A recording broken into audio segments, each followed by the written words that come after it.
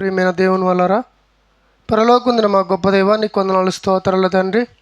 గడిచిన దినాలంతట్లో నాయన మమ్మల్ని జ్ఞాపకం చేసుకొని కాచి కాపాడి మరి ఆదివారకాల సమయంలో నీ సన్నిధానంలో కూడుకొని నీ వాక్యాన్ని వినే భాగ్యాన్ని మాకు ప్రసాదించారని నీకు వందనాలు తండ్రి. మొదటి వర్తమానంగా నీ కుమారుడు జయశాలి గారి ద్వారాగా మంచి విషయాలను తెలియజేశారు. అలాగే నన్ను నిలబెట్టుకుని నాయన నా ద్వారాగా నీ పిల్లలతో నీ మాటలను నాయన పంచుకొని చుండగా సమ్యోచితమైన జ్ఞానాన్ని దయచేయండి. వింటున్న నీ పిల్లలు వారి యొక్క మనోన్నతను వెలిగించుకొని మీ కొరకు ఉన్నతంగా బతుకు సహాయం దయచేయమని ప్రభువైన యేసుక్రీస్తు నామములో ప్రార్థనకు సమర్పించుకున్నాం తండ్రి, ఆమేన్. కూడి వచ్చిన మీ అందరికీ ప్రభువైన యేసుక్రీస్తు నామములో అందరికీ వందనాలు శుభములు తెలియజేస్తున్నాను. ప్రియులాల, మరి ఈరోజు ఒక మంచి పాఠాన్ని మనం ధ్యానించుకోబోతున్నాము. గమ్యం తెలియని సమాజానికి గమ్యాన్ని గుర్తు చేస్తున్న దేవుని సమాజం. గమ్యాన్ని తెలియని సమాజానికి గమ్యాన్ని గుర్తు చేస్తున్న దేవుని సమాజం. గమ్యము అనగా మనకు తెలిసిన అర్థాలు ఏంటి అంటే, ఒక గమ్యం వెళ్తూ ఉంటాం అంటే ఒక స్థలానికి వెళ్తూ ఉంటాం కదండి. చాలామంది కూడా పాటలు పాడేటప్పుడు నీ గమ్యం ఎటువైపు అని పాటలు పాడటం కూడా మనం చూసాము. అయితే ఈ లోకానికి ఎంతోమంది మనుషులు పుట్టుకొస్తున్నారు అనే సంగతి మనందరికీ తెలిసినదే. ఇలా పుట్టుకొస్తున్న మనుషులు తన యొక్క గమ్యస్థలము ఎక్కడ ఉంది, ఆ గమ్యస్థలం నుండి ఈ భూమి మీదకి ఎలా వచ్చారు, ఎందుకు వచ్చారు అన్న విషయాన్ని ఈరోజు మనిషి మర్చిపోయాడు. తన గమ్యస్థలాన్నే మర్చిపోయి భూమి మీద బ్రతకటం మనం చూస్తూనే ఉన్నాం. ఏమండి, మనం ఎటు అయినా ఒక గమ్యానికి చేరుకున్న తర్వాతకి మరలా మన యొక్క గమ్యస్థలాన్ని జ్ఞాపకం చేసుకుంటూ తిరిగి రావడానికి మనం ప్రయత్నం చేస్తూ ఉన్నాం. అలాగే ప్రతి మనిషి తల్లి గర్భంలోనికి ప్రవేశించి ఈ భూమి మీదకి అడుగు పెడుతున్న మనిషి తాను ఎక్కడి నుంచి ఈ భూమి మీదకి ప్రవేశించాడు అన్న విషయాన్ని లోకం మర్చిపోయింది. అలా మర్చిపోతున్న వారికి దేవుని సమాజం గుర్తు చేస్తుంది. దేవుని సమాజం అనగా దేవుని నమ్ముకున్న క్రైస్తవులు.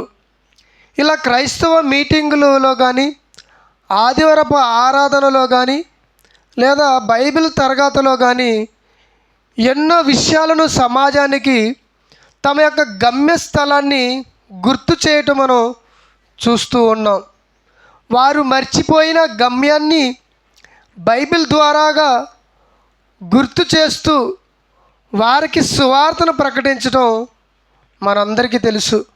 మరి మనిషి తన యొక్క గమ్యస్థానాన్ని ఎలా మర్చిపోయాడు అంటే, ఈ లోకాశలలో మునిగిపోయి ఈ లోకమే నిజమనుకొని ఈ లోకంలో ఎన్నో వీటిపైన ఆశలు పెంచుకొని కోరికలు పెట్టుకొని ఇదే గొప్ప అనుకుంటున్నాడు. దీని తర్వాతకి మరొక స్థలం అంటూ మరొక గమ్యం అంటూ ఉన్న విషయాన్ని మనుషులు మర్చిపోయారు. అలా మర్చిపోయిన వారిని గుర్తు చేయడానికే ఈ యొక్క పాఠాన్ని తెలియజేయడం జరుగుతుంది. చూడండి, కీర్తన గ్రంథము మనం ఎన్నోసార్లు చదువుకున్నాము. 90వ అధ్యాయము మొదటి నుంచి మనం ఈరోజు ధ్యానించుకోబోతున్నాం. కీర్తన గ్రంథం 90వ అధ్యాయము మొదటి వచనంలో అక్కడ ఏమంటాడు చూడండి ఒకసారి, ఒక మాట బైబిల్ గ్రంథంలో నుంచి. ప్రభువా, తరతరముల నుండి మాకు నివాస స్థలము నీవే అంటే మన గమ్యస్థలము తరతరాలు. మన గమ్యస్థలం ఎక్కడుందంటే దేవుడు. అంటే దేవుడిలో ఉన్నాము మనం ఒకప్పుడు.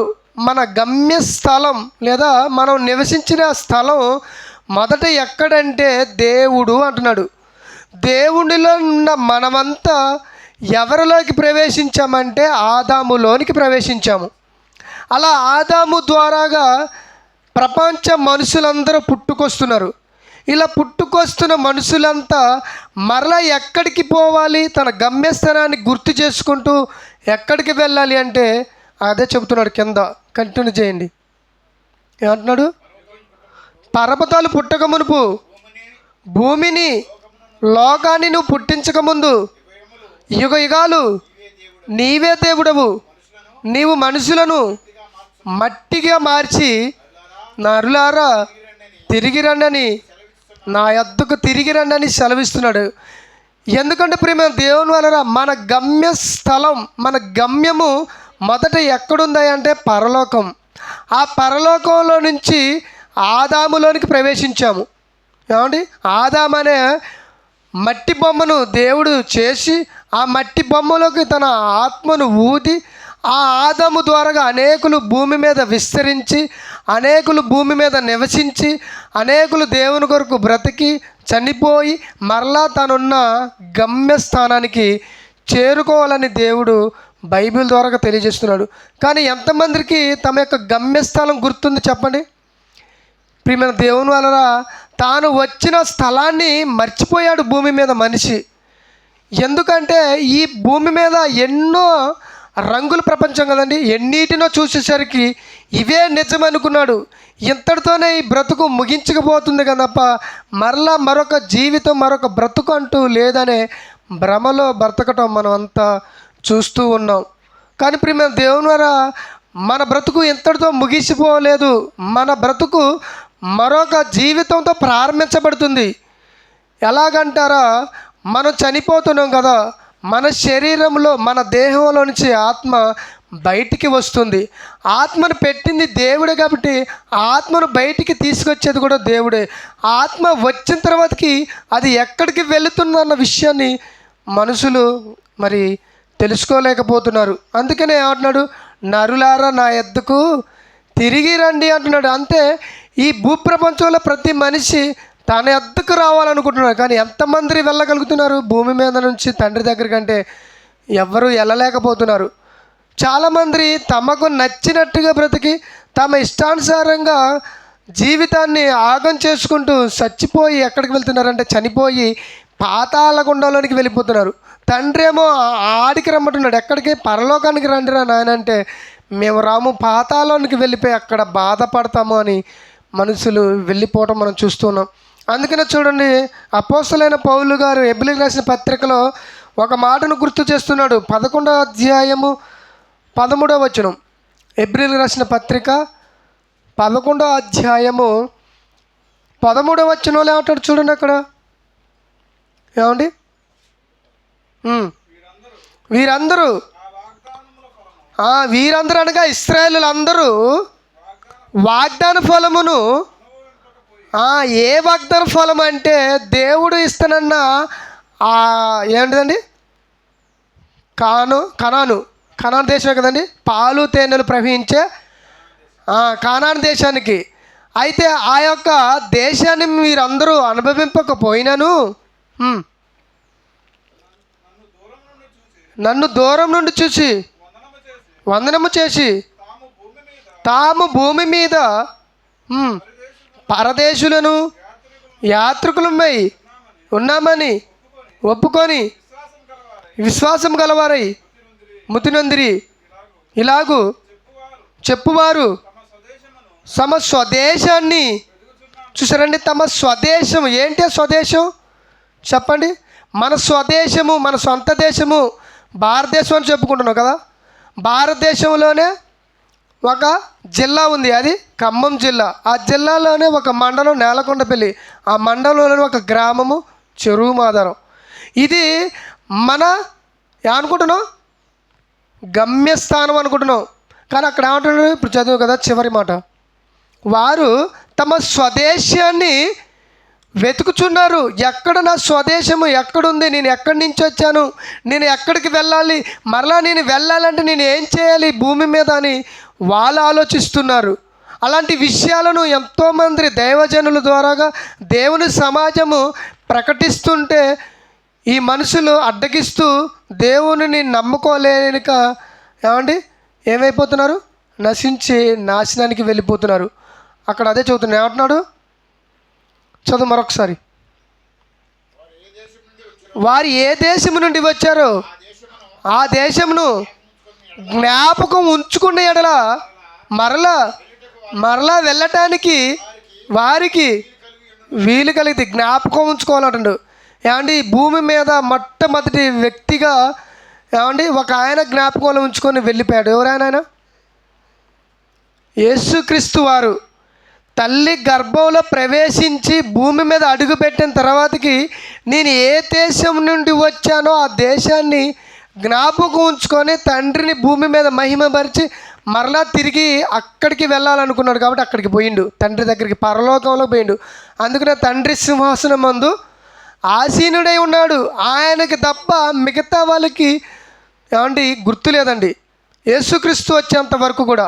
యేసుక్రీస్తు రాకముందు చాలామంది ఏమండి ఇదే మా సొంత దేశం కాదు, ఇదే మా గమ్యస్థానం కాదు, మేము వెళ్ళిపోవాలి, మేము ఎప్పటికైనా వెళ్ళిపోవాల్సిందే, ఈ లోకం శాశ్వతం కాదు, దీన్ని విడిచిపెట్టాలి అని ఆలోచించిన భక్తులు పాత నిబంధన గ్రంథంలో మనకి కనపడతారండి. చూడండి ఒక మాటను మీకు ఆదికాండము 49వ అధ్యాయం 33వ వచనంలో ఒక భక్తుడు మాట్లాడుతున్నాడు. చూడండి ఒకసారి.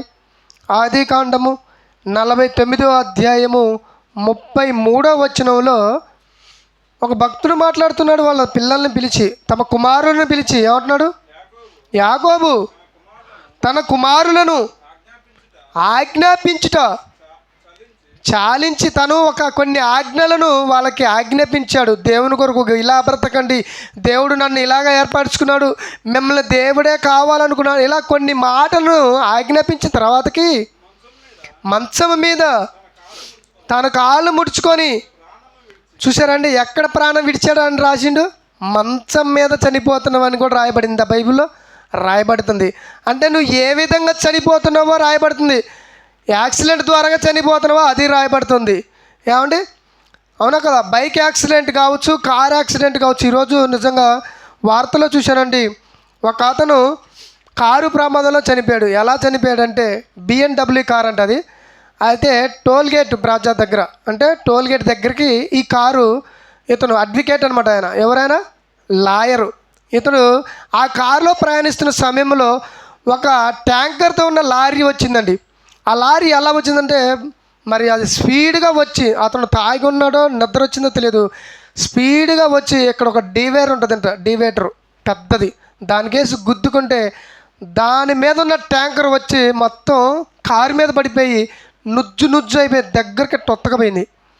ఎంత దారుణంగా చనిపోయాడంటే నిజంగా ప్రియమైన దేవుని వల్లరా మనిషి ఏ విధంగా చనిపోతున్నాడో అనేది దేవుడు ముందుగానే రాసి పెట్టాడండి, మన పుట్టక ముందే.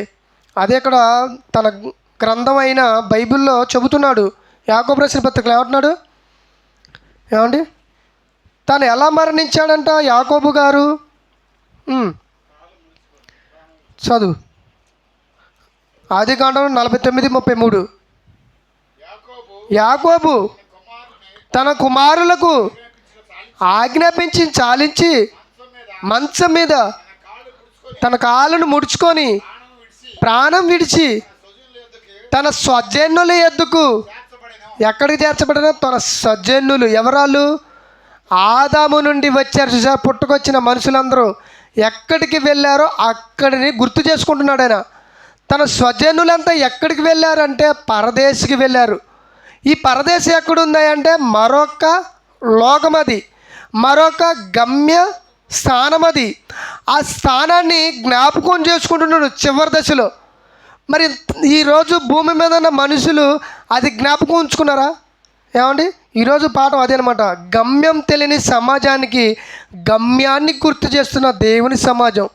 దేవుని యొక్క యాజకులు లేదా దేవుని సేవకులు తమ యొక్క గమ్యము ఇది కాదురా నాయన, ఈ లోకం శాశ్వతం కాదు, ఇది చచ్చిపోయిన తర్వాతకి మరొక లోకానికి మనం వెళ్ళాలి. అలా వెళ్ళాలంటే భూమి మీద మనం ఏం చేయాలి, ఎలా బ్రతకాలి, అలా బ్రతుకుతూ మన సుదుశ్వాసను దేవునిలో విడిచిపెడితే మన గమ్యస్థానం ఎక్కడికి వెళ్ళాలో అక్కడికి వెళ్ళిపోతాం అనేది గుర్తు ఉంటుందా ఈరోజు మనుషుల కంటే? లేదు.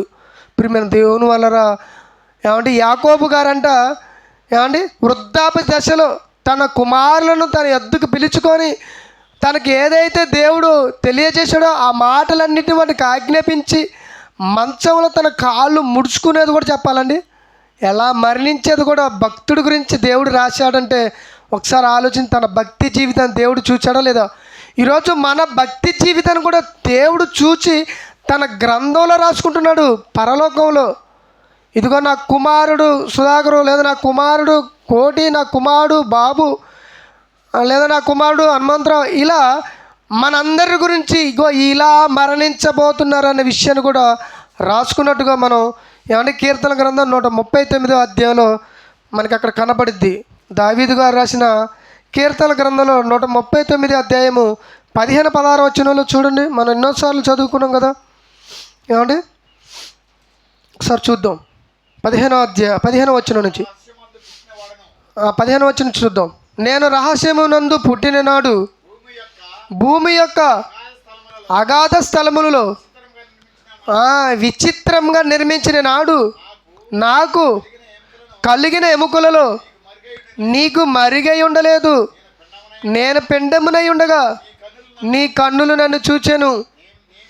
నియమింపబడిన దినములలో ఒక్కటైనను, అంటే నా దినాలు ఒక్కటైనను రాకముందే కాకమునిపే నా దినములన్నీ నీ గ్రంథములో రాసుకుంటున్నాడు దేవుడు. ఇదిగో యాకోబు, నువ్వు వృద్ధాప దశలో మరి మంచం మీద కాలు ముడుచుకొని మంచి మరణాన్ని పొందుకోవాలని రాశాడు దేవుడు. యేసుప్రభువారి గురించి ఎవరు రాసుకున్నాడు? నా కుమారుడు, నువ్వు కేవలం సెలవు మీద మాత్రమే మరణించాలని రాసుకున్నాడు. అందుకనే సెలవు మీద ప్రాణాన్ని త్యాగం చేశాడు. స్టెఫెను, నువ్వు రాళ్లతో మాత్రమే చంపబడాలి, అందుకే నీకు రాళ్ళ దెబ్బలు పడుతున్నాయి. చూసారండి, ప్రతి మనిషిని ఏ విధంగా చనిపోయి ఆ చనిపోతున్న సమయంలో గమ్యాన్ని గుర్తు చేసుకోవాలి. స్టెఫెన్ గారు కూడా గమ్యాన్ని గుర్తు చేసుకున్నాడు. తండ్రి అని, ఆకాశం ముందున్న తండ్రి, పరలోకముందున్న ప్రభువా వీరిని క్షమించు అని గుర్తు చేసుకుంటూ తన ప్రాణాన్ని దేవునిలో వదిలాడు. ఈరోజు మనుషులు తమ గమ్యస్థానాన్ని ఎంతమందికి గుర్తు చేసుకుంటూ దేవుని కొరకు బ్రతుకుతున్నారు? ప్రియమైన దేవుని వల్ల ఆలోచించండి. ఏమంటాడు ఇక్కడ? ఒకసారి ప్రసంగి గ్రంథాన్ని చూద్దాం. ప్రసంగి గ్రంథము 10వ అధ్యాయము 14-15 వచనం చూద్దాం ఒకసారి. ప్రియమైన దేవుని వల్ల ప్రసంగి గ్రంథము 10వ అధ్యాయము 14-15 వచనం చూడండి ఒకసారి. కలగబోవునది ఏదో మనుషులకు ముగింపు వెర్రితనము, కలగబోవునది ఏదో మనుషులు ఎరగక ఉండినను బుద్ధిహీనులు విస్తారంగా మాట్లాడుదురు. నరుడు చనిపోయిన తర్వాతకి ఏమి జరుగునో ఎవరు తెలియజేద్దరు? ఊరికి పోవు త్రోవను ఎరగని వారై బుద్ధిహీనులు తమ ప్రయాసము చేత ఆయాసపడుతున్నట్టు. ఊరికి పోయే త్రోవ, మనం ఏదైనా ఊరికి పోతున్నాం అనుకోండి, అది తెలిసిపోతామా తెలియకపోతామా? ఏమండి, అమెరికా తెలిసే పోతున్నారా? అవునా కదా? అమెరికా తెలిసిపోతున్నారు, చెన్నై తెలిసేపోతున్నారు, చైనా తెలిసేపోతున్నారు, ఖమ్మం తెలిసేపోతున్నారు, కొండపల్లి తెలిసేపోతున్నారు. కానీ తెలియకపోయేది ఒకటి ఉంది. ఏంటిది? అదంటే పరలోకం. ఆ గమ్య స్థానం అనేది తెలియట్లేదు. అదే చదువుతున్నాడు ఇక్కడ. ఏమంటున్నాడు? మరలా చదువుతాం, బాగుంది మాట. ఏమంటున్నాడండి 15వ వచనంలో, ఊరికి పోవు త్రోవను ఎరగని వారై బుద్ధిహీనులంట. అంటే ఊరికి పోయే త్రోవకు తెలియని వాళ్ళు ఎవరంటే బుద్ధిహీనులు. బుద్ధిహీనులు ఎవరంటే, బుద్ధిమంతులు అంటే ఎవరో మనకి తెలుసు. ఎవరండి బుద్ధిమంతులు? దేవుని తెలుసుకొని ఎవరైతే అనేకులను, దానియేలు గ్రంథం 12వ అధ్యాయంలో మనకు కనబడుద్ది. ఒకసారి చదువుదాం. బుద్ధిమంతులు ఎవరో? దానియేలు గ్రంథం 12వ అధ్యాయము చదువుదాం ఒక మాట, ఈ మాటని. దానియేలు గ్రంథము 12వ అధ్యాయం 3వ వచనం. 12వ అధ్యాయం 3వ వచనంలో, 12వ అధ్యాయం 3వ వచనం, దానియేలు గ్రంథము 12వ అధ్యాయం 3వ వచనం చదవండి. ఏమంటున్నాడు ఇక్కడ? బుద్ధిమంతుడైతే ఆకాశ మండలములోని జ్యోతులను పోలిన వారై ప్రకాశించదు. నీతి మార్గాన్ని అనుసరించే వాళ్ళేనండి బుద్ధిమంతులు. ఇక్కడ ఏమంటున్నాడు? ఏమండి, మనం చదివాం కదా ఇందాక. ప్రసంగి గ్రంథంలోకి రండి ఒకసారి. ఏమంటున్నాడు ఇక్కడ? 15వ వచనం, 10వ అధ్యాయము ప్రసంగి గ్రంథము 10వ అధ్యాయం 15వ వచనంలో ఏమంటున్నాడు ఇక్కడ? ఊరికి ప్రోవు త్రోవ ఎరగని వారై బుద్ధిహీనులు అంటున్నాడు. అంటే ఇక్కడేమో నీతిని ఎరిగిన వారు, నీతి అనగా వాక్యాన్ని తెలుసుకొని బ్రతుకు చూసిన వాళ్ళు బుద్ధిమంతులు. ఏమండి, నీతిని ఎరగక బతుకుతున్న బుద్ధిహీనులు, వాళ్ళు పోయే ఊరేదో, వాళ్ళు వెళ్ళే గమ్యస్థానం ఏదో వాళ్ళు ఎరుగక ఈ భూమి మీద ప్రయాసపడుతున్నారు, అంటే కష్టపడుతున్నారు. ఈ భూమి మీద ఇదే బ్రతుకు, ఇంతటితోనే మన ముగింపు అయిపోయింది కాబట్టి దీనికోసమే కష్టపడాలి. అందుకనే చూడండి పెద్దలు అంటారంటే 4 రాళ్ళు వెనక్కేసుకో అయ్యా బతికొండగానే అని అంటున్నారు. 4 రాళ్ళు వెనకేసుకోవాలంట. ఆ 4 రాళ్ళు ముందుకు వస్తాయా మరి? కాపాడడానికి రావు. ప్రియమైన దేవుని వల్ల మనల్ని కాపాడాలి, రక్షించాలంటే దేవుని వాక్యము మాత్రమే. అందుకనే బుద్ధిహీనులంట వాళ్ళు వెళ్ళే ఊరేదో, వాళ్ళు వెళ్ళే ప్రదేశం ఏదో, వాళ్ళు వెళ్ళే గమ్య స్థానం ఏదైందో వాళ్ళంట ఎరగట్లేదంట, తెలుసుకోలేకపోతున్నారంట. అదే ఇక్కడ గుర్తు చేస్తున్నారు. కలగబోవునేదేదో ఏమంటున్నాడు ఇక్కడ, కలగబోవునేదేదో మనుషులు ఎరగక ఉండినాను. బుద్ధిహీనులు విస్తారంగా మాట్లాడుకుంటారు. ఏం కలగబోతుందో తెలుసుకోలేకపోతున్నారు. తెలుసుకోలేని పరిస్థితిలో ఈ సమాజం ఉంది. అందుకనే తెలియజేయడానికే క్రైస్తవం అనేది పుట్టుకొస్తుంది. పుట్టుకొస్తున్న క్రైస్తవం గురించి మనుషులు అపార్థం చేసుకుంటున్నారు. అరే నాయన, నువ్వు వచ్చింది నీ గమ్యస్థానము ఈ భూమి కాదు, మరొక లోకం ఉంది, దాని గురించి తెలియజేయడానికి మేమంతా దేవుని సేవకుల రూపంలో వస్తున్నామని చెబుతుంటే మతం మారడానికి వస్తున్నామని ఒక ముద్రను వేయటం మనం చూస్తున్నాం. ప్రియమైన దేవుని వల్ల ఏమంటాడు అక్కడ 14 వచ్చిన, కలగబోవునది ఏదో మనుషులు ఎరగక ఉండిను, బుద్ధిహీనులు విస్తారంగా మాట్లాడుతురు. నరుడు చనిపోయిన తర్వాతకి ఏమి జరుగుతుందో వాళ్ళు తెలుసుకోలేవరంట. ప్రియమైన దేవుని వల్ల చనిపోకముందే తెలుసుకోవాలి. చనిపోకముందే నీ గమ్యాన్ని గుర్తు చేసుకోవాలి. చనిపోకముందే నువ్వు దేవుణ్ణి తెలుసుకొని రక్షణ పొంది బాప్తిజం తీసుకొని సంఘంలో చేర్చబడి నీతిగా బతికి అనేకులను దేవుని వైపు నడిపిస్తూ చనిపోతూ ఆ చివరిలో నీ గమ్యస్థానాన్ని గుర్తు చేసుకోమంటున్నాడు. ప్రియమైన దేవుని వల్ల అలా జ్ఞాపకం చేసుకునే వాళ్ళు ఎంతమంది ఉన్నారో ఒకసారి మనం ఆలోచిద్దాం. చూడండి ఒకసారి యోహాను సువార్త 14వ అధ్యాయంలో యేసుక్రీస్తు మాట్లాడుతున్న ఒకసారి చూద్దాం. యోహాను రాసిన సువార్త 14వ అధ్యాయం 4 నుంచి 6వ వచనం వరకు చూద్దాం. 4వ వచనం నుంచి 6వ వచనం వరకు మనం ఒకసారి చూద్దాం. యోహాను సువార్త 14వ అధ్యాయము. నేను వెళ్ళుచున్న స్థలమునకు మార్గము మీకు తెలియనని చెప్పాను. అందుకు తోమా, ప్రభువా నువ్వు ఎక్కడికి వెళ్తున్నావు అయ్యా, ఆ త్రోవేదో మాకు చెప్పయ్యా అని అడుగుతున్నాడు. అప్పుడు యేసు ప్రభు ఏమంటున్నాడు, యేసు నేనే మార్గాన్ని సత్యాన్ని జీవాన్ని, నా ద్వారానే తప్ప ఎవడును. చూసారండి ఎక్కడ గుర్తు చేస్తున్నాడు. ఇందాక మనం కీర్తన గ్రంథం ఎక్కడ గుర్తు చేసుకున్నాం? 90వ అధ్యాయంలో తరతరముల నుండి మాకు నివాస స్థలం ఎవరని గుర్తు చేసుకున్నాం? తండ్రి అయిన దేవుడు అని గుర్తు చేసుకున్నాం. అదే జ్ఞాపకాన్ని యేసుక్రీస్తు ఇక్కడ తోమాకి గుర్తు చేస్తున్నాడు. ఏమని? నేనే మార్గం, నేనే సత్యం, నేనే జీవం, నా ద్వారాగానే తండ్రి ఎద్దుకు ఎవరు చేరనని తండ్రిని గుర్తు చేస్తున్నాం. అంటే మన స్థలము, మన గమ్యస్థలం ఏది అంటే తండ్రి అయిన దేవుడు ఉన్న ఆ లోకమే. అంటే ఆ లోకానికి చేరాలంటే నేను మార్గం, నా మార్గంలో నడవాలి. మీకు ఇష్టమైన మార్గంలో నడిస్తే తండ్రిని మీరు తెలుసుకోలేవరు, తండ్రిని మీరు ఎరగలేవరు. ఆ మార్గాన్ని ఏర్పాటు చేయడానికే భూమి మీద యేసుక్రీస్తు వచ్చాడండి. ఏమంటే చాలామంది యేసుక్రీస్తు రాకముందు మార్గాన్ని తెలుసుకోలేక వారికి ఇష్టం వచ్చినట్టు బ్రతికి ఆ మార్గాన్ని తప్పిపోయి చచ్చిపోయి మరొక మార్గంలోకి వెళ్ళిపోయారు, మరొక లోకానికి వెళ్ళిపోయారు.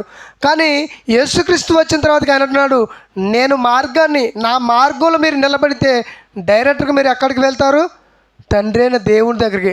అలా దేవుని దగ్గరికి వెళ్ళాలంటే భూమి మీద నేను నీతిగా బతకాలి. మనం ఇప్పుడు మరి చనిపోయే వాళ్ళంతా డైరెక్ట్ తండ్రి దగ్గరికి వెళ్ళారంటే తండ్రి దగ్గరికి వెళ్ళలేదు. కాకపోతే పరదేశులో వాళ్ళు విశ్రాంతి తీసుకుంటున్నారు. అంటే పరదేశంలో విశ్రాంతి తీసుకుంటున్నారు, ఎక్కడికి వెళ్తున్నారు? తండ్రి దగ్గరికే కదండి. అంటే తండ్రి దగ్గరికి డైరెక్ట్గా వెళ్తున్నట్టే కదా. వాళ్ళ తర్వాత కానీ యేసుక్రీస్తు వచ్చిన తర్వాత కానీ ఎక్కడికి తీసుకుపోతాడు? ఆయన దగ్గరికే. అంటే ప్రియమైన దేవుని వల్ల ఆలోచించాలి. చూడండి ఏమంటున్నాడు 6వ వచనం వరకు. 6వ వచనం చదివారా? 14 యోహాను సువార్త 14. యేసు నేనే మార్గము సత్యమును జీవమును, నా దారిని తప్ప ఎవడును తండ్రి వద్దకు రాడు. మీరు నన్ను ఎరిగి ఉంటే నా తండ్రిని కూడా ఎరుగుదురు. అంటే యేసుక్రీస్తుని తెలుసుకుంటే తండ్రిని తెలుసుకున్నట్టు. అంటే యేసుక్రీస్తు మార్గం కాబట్టి ఆ మార్గంలో ఉంటే నీ గమ్యస్థానం ఏదో నీకు తెలిసిపోయిద్దని యేసుక్రీస్తు స్వయంగా చెబుతున్నాడు. ప్రియమైన దేవుని వలన అంటే మన గమ్యస్థానం మనకి తెలియదా? యేసుక్రీస్తు రానంత వరకు తెలియదండి. మన గమ్యస్థానాన్ని గుర్తు చేయడానికి యేసు ప్రభు వారు ఈ భూమి మీదకి రావడం జరిగింది. ప్రియమైన దేవుని వల్ల కీర్తన గ్రంథము 107వ అధ్యాయము 7వ వచనం. కీర్తన గ్రంథము 107వ అధ్యాయము 7వ వచనం. వారు ఒక నివాసపురం చేరినట్లు చక్కని త్రోవను చూసారండి. ఎవరు నడిపిస్తున్నాడంట? తండ్రి అయిన దేవుడు నడిపిస్తున్నాడు. ఏమంటాడు? మరలా చదువుదాం. 107:7 ఏమంటున్నాడు అక్కడ? వారొక నివాసపురమును. ఒక నివాసపురం ఎక్కడుంది? అది పరలోకంలో ఉంది. ఆ నివాసపురం చేరినట్లు చక్కని త్రోవను ఆయన వారిని నడిపిస్తాడు. ఎవరాయన అంటే తండ్రి అయిన దేవుడు యేసుక్రీస్తు ద్వారాగా నడిపిస్తున్నాడు అంటున్నాడు.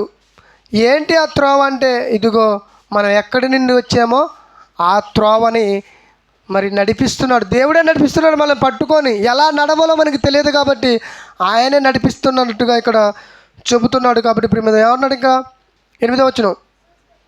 ఆయన కృపను బట్టి నరులకు ఆయన చేయు ఆశ్చర్యకరం బట్టి వారు యెహోవాకు చెల్లించుదురు కాక. చూసారండి, మన గమ్యస్థానాన్ని చేర్చేది తండ్రి అయిన దేవుడు కాబట్టి ఆయనకు కృతజ్ఞతలు చెల్లించుకుంటూ భూమి మీద మనం మన యొక్క కాలాన్ని దేవుని కొరకు సమర్పించుకోవాలి.